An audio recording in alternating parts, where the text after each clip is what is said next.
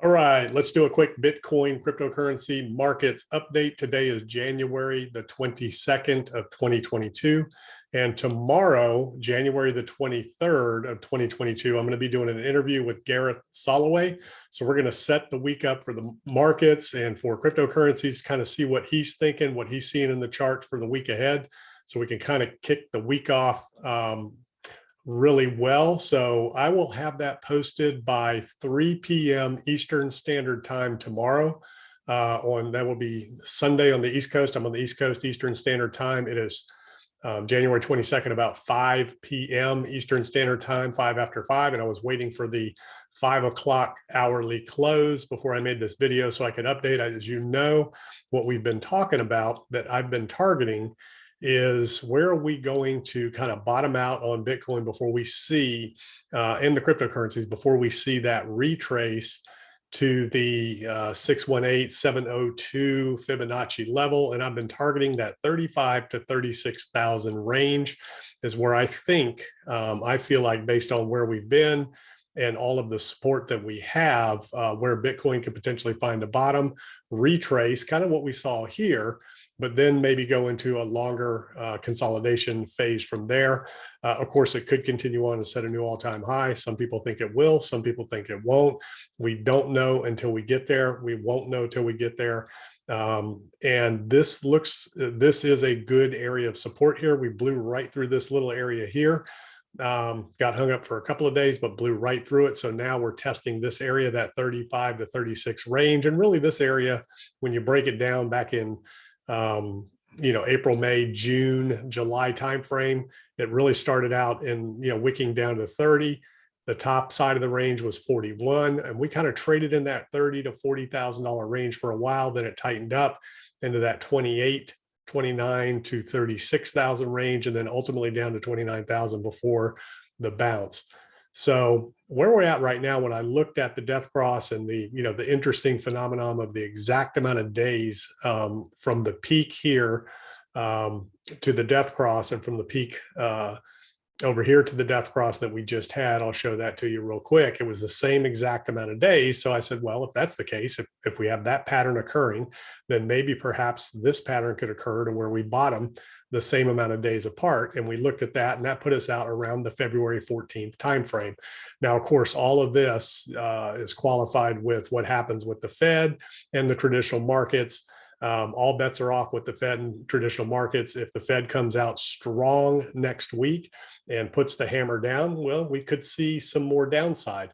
I feel like the downside for now, I think this last drop that we had yesterday and the day before, over the last, what is this, 1, 2, 3, 4 down days, including today, I think that's it. That's about the bulk of what we've been getting on these big drops. So I think that's it for now. I think we are finding a bottom here temporarily until the Fed meets. So what I'm saying is I think we're bottoming out here. We'll see where this closes. A wick is okay. A wick down to 34,000 and change.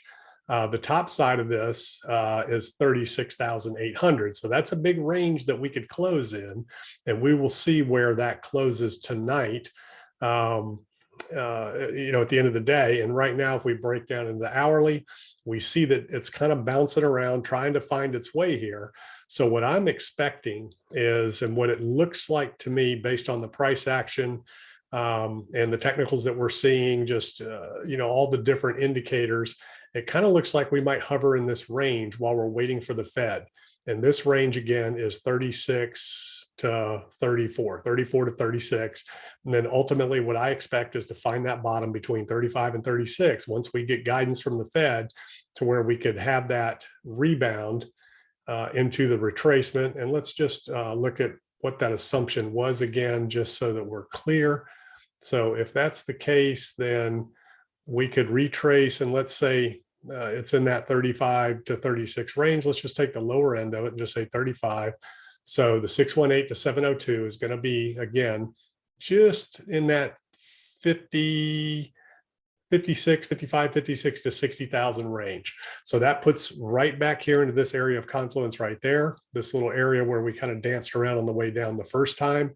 That was basically 53 to the top side of that was 61. So that's kind of the range that I'm expecting a retrace to during that period. The altcoins should run. And that's where you would see the phenomenon of all of the altcoins running, just everything. You could throw money into anything and they'll run. And altcoins are way down right now. So you can see a big, big retrace. And the whales could very well, the whales could be very well be setting up for that. So creating liquidity here, selling down here, selling down altcoins, deleveraging their positions. I said altcoins, deleveraging their positions so that they could pump everything back up into that retrace and then sell off. And then we reset and do it all over again and go into a longer consolidation. I'm not saying down at these levels, but just what that looks like, just a little bit of a longer consolidation, maybe 6 months to a year, could be around in these levels.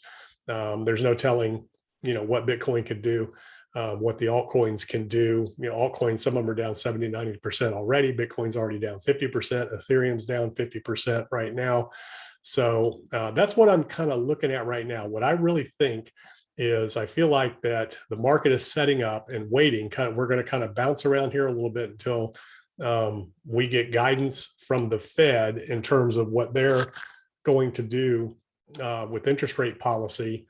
And, whether they're going to stop QE and raise rates at the same time, come out hard, sling a hammer, and see where that leaves us with the markets. The markets right now, the Dow Jones is only down about 7 or 8% right now as of today from all-time highs, about 7.4%. The NASDAQ, I think, is down the most from the all-time high.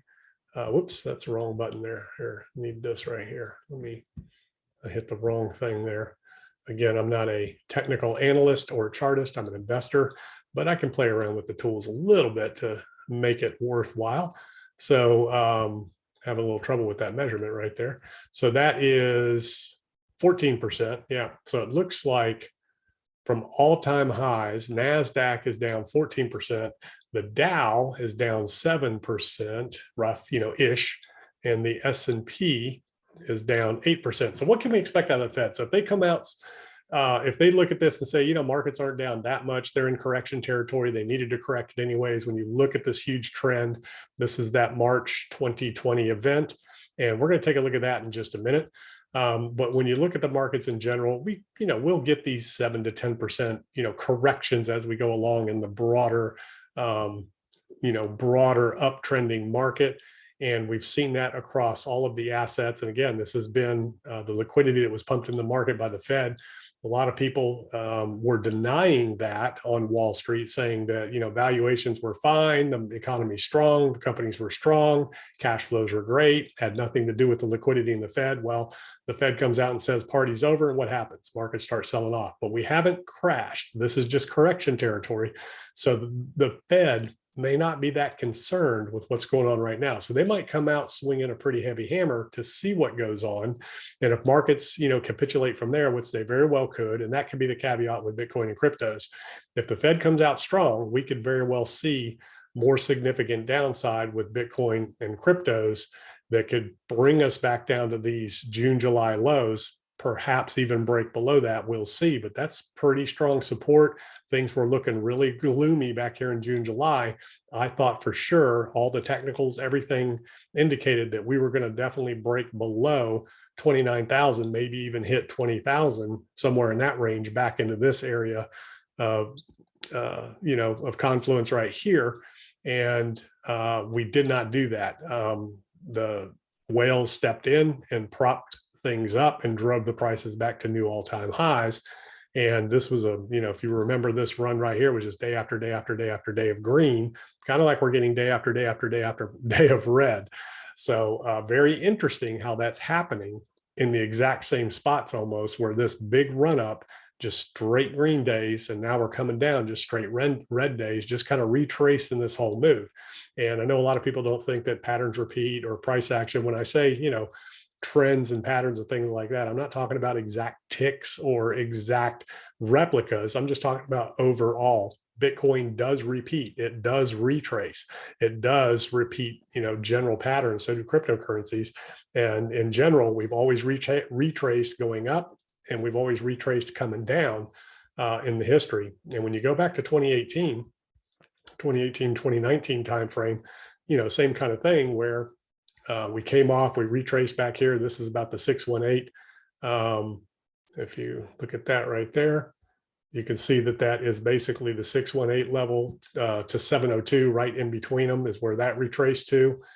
Same thing here as it drops down. But what's really interesting, one thing I want to look at when it comes back to the Fed, where the markets are, and this is what I'm going to talk to Gareth Soloway about tomorrow, is Bitcoin and cryptos kind of lead the stock market. So we could be leading indicator of where things are going. So again, Bitcoin is down 50% plus or minus. Ethereum's down 50% plus or minus from all-time highs.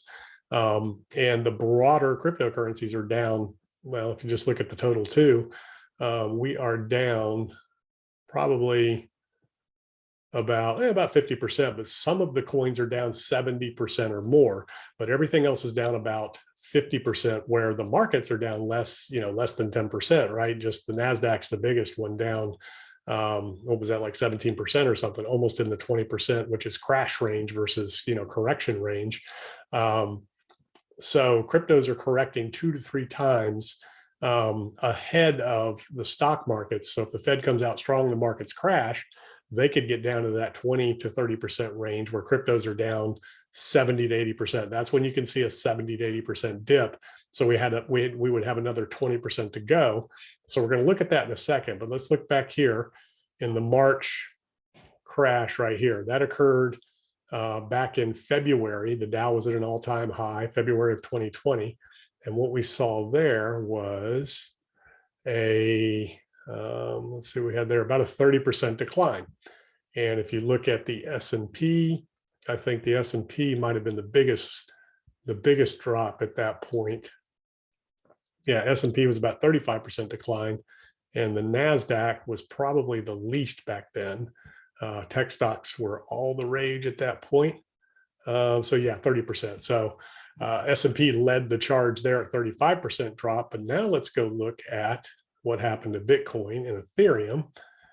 So if you look at Bitcoin back in March of 2020, that happened same time, around that February timeframe, and Bitcoin dropped, if you remember. And I remember where I was sitting when this was all happening, about ready to jump in and buy, and did not know how low this would go. And it dropped down to about 3,800 and 3,880, 3,900. It was down 62%. Bitcoin was at the March drop. And then Ethereum, so let's go back to ETH here, March, that's right, March of 2020. That was 68%, just like Bitcoin, right? Bitcoin dropped March of 2020, 68%, right? So they dropped twice as much, basically, as the stock markets did at that point. So the good news is, if Bitcoin and Ethereum and the cryptocurrency markets are leading the stock markets, and we get a similar type event, then we are almost all the way there, where the markets still have some more downside, but cryptos could be done. So right now, Bitcoin is down right at 50%. So if we went down to 60%, that puts us at 28,000. 70% is going to put us at right around 20,000, in the 20,000 range. So if we went down 60 to 70%, then really you're looking at worst case scenario around 20,000, which is kind of what we were looking at right here. And your best case scenario is in that 29,000 range. And again, it looked like the same thing was going to happen here, and it didn't. There was a ton of support. What is support? Buyers, buying pressure. What is resistance? Sellers. So you can see the selling pressure dried up, buying pressure increased, and we rebounded with a vengeance. And so one of the things that could be happening, and let's take a look at the hourly here before I close this out for the day. And what I'm looking for is, I'm just looking for, Bitcoin to kind of dance around in this range, in that $35,000 to $36,000 range. And again, we wicked down, and wicks are okay. Closing is what counts. We wicked down to 34, and we wicked up to 36. So that's a pretty good little range. And I mean, I'm looking at Coinbase, by the way. So that's this is Trading View, but Coinbase Exchange. So 34,049 to a top wick today so far of 36,225. So closing is what counts. On the daily, obviously we set a lower low, so that's not good. So in the broader uptrend, there's only one more low to take out before you really have confirmed, a bearish down market. Right now, this is still a higher low. This is our last low that we would have to go below to really confirm a bear market. So we're still higher low. And if we turn around and we put in a lower high, then we can continue in that range and see what happens. And then again, if we retrace to that 618 to 702 level, that's right in here, 50-60. If we close above that, then we could be looking for all-time highs again, and see what happens. So that's what I'm looking for right now in terms of current price action. We'll do a big update tomorrow with Gareth Soloway, but what I'm thinking with the Fed is if the Fed comes out strong, markets will pair off, we'll get a little bit more downside. And what that does, if we get markets really capitulating, stock markets really selling off, and we get, some more downside in the Bitcoin and cryptocurrency markets, then that gives the Fed ammunition to reverse course, just like they did in 2018. Not the pandemic, but the big sell-off that we had in 2018. I'm going to talk to Gareth about that more tomorrow, kind of get his charting and take on it. But that's kind of what the Fed did last time, 2018. They came out and said, we're raising rates. I showed you that the other day. Markets tanked. Fed came back out and said, whoops, we made a mistake. We're reversing course. We're going to keep pumping money in the economy. We're going to keep the rates low. We're going to drop rates. So resetting the cycle. So we could be looking at the new paradigm where, Fed policy is just kind of, all out, hit the brakes, all out, hit the brakes. And, we see these cycles in markets where you get these, big moves like we've been seeing. So that is something to kind of consider and think about that we could be experiencing. And, we just don't know until we get there.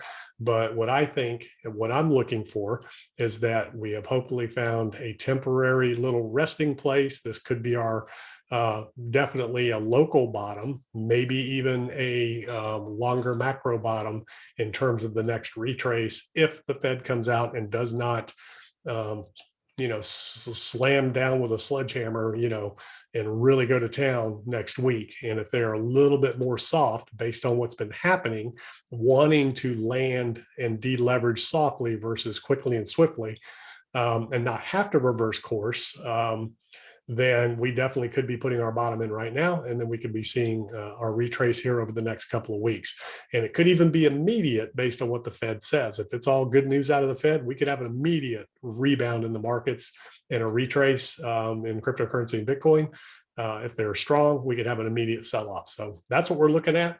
And I will keep you posted, and I will see you tomorrow on that video. It should be out by 3 p.m. Eastern Standard Time. Have a great evening, afternoon, morning, wherever you are in the world.